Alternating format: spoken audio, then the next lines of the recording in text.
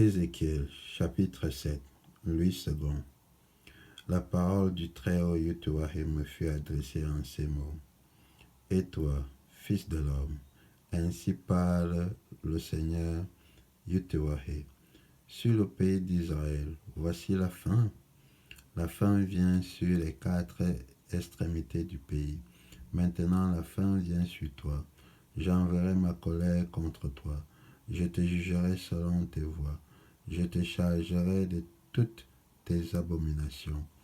Mon œil sera pour toi sans pitié, et je n'aurai point de miséricorde.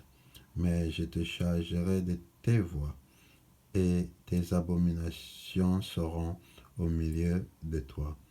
Et vous saurez que je suis le Très-Haut Yahweh. Ainsi parle le Seigneur Yahweh. Un malheur unique. Voici, il vient. La fin vient, la fin vient. Elle se réveille contre toi.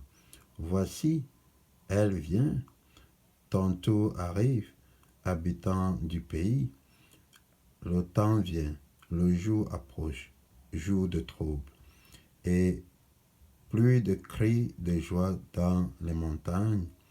Maintenant, je vais bientôt répandre ma fureur sur toi, assouvir sur toi ma colère. Je te jugerai selon tes voies, je te chargerai de toutes tes abominations. Mon œil sera sans pitié, et je n'aurai point de miséricorde. Je te chargerai de tes voies, et tes abominations seront au milieu de toi. Et vous saurez que je suis le Très-Haut Yahweh, celui qui frappe. Voici le jour, voici il vient, le tour arrive, la verge fleurit, l'orgueil s'épanouit, la violence s'élève pour servir de verge à la méchanceté. Plus rien d'eux, de leur foule bruyante, de leur multitude, on ne se lamente pas sur eux. Le temps vient, le jour approche, que l'acheteur ne se réjouisse pas, que le vendeur ne s'afflige pas, car la colère éclate contre toute la multitude. Non, le vendeur ne recouvrera pas ce qu'il a vendu, fût-il encore parmi les vivants, car la prophétie contre toute leur multitude ne sera pas révoquée, et à cause de son iniquité, nul ne conservera sa vie. On sonne de la trompette, tout est prêt, mais personne ne marche au combat, car ma fureur éclate contre toute leur multitude. L'épée au dehors, la peste et la famine au dedans. Celui qui est au champ mourra par l'épée. Celui qui est dans la ville sera dévoré par la famine et par la peste. Leurs fuyards s'échappent. Ils sont sur les montagnes comme les colombes des vallées, tous gémissant, chacun sur son iniquité. Toutes les mains sont affaiblies, tous les genoux se fondent en eau. Ils se saignent de sacs et la terreur les enveloppe. Tous les visages sont confus, toutes les têtes sont rasées. Ils jetteront leur argent dans les rues, et leur or sera pour eux un objet d'horreur. Leur argent et leur or ne pourront les sauver au jour de la fureur du Très-Haut Yahweh.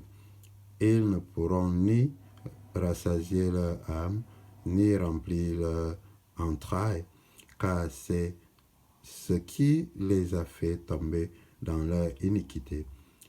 Ils étaient fiers de leur magnifique parure, et ils en ont fabriqué les images de leur abomination, de leur idole.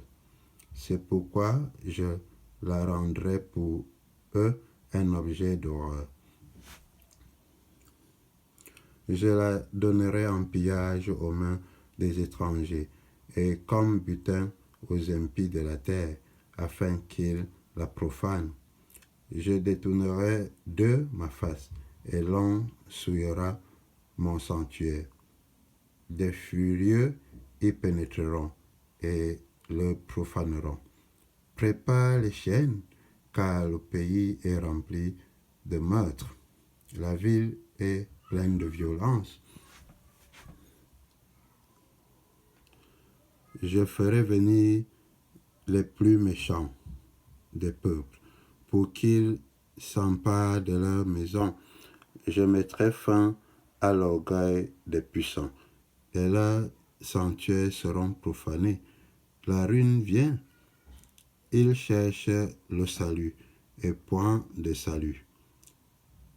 Il arrive malheur sur malheur. Un bruit succède à un bruit. Ils demandent des visions aux prophètes. Les sacrificateurs ne connaissent plus la loi. Les anciens n'ont plus de conseil. Le roi se désole, le prince s'épouvante. Les mains du peuple du pays sont tremblantes. Je les traiterai selon leur voie. Je les jugerai comme ils le méritent, et ils sauront que je suis le Très-Haut Yahweh.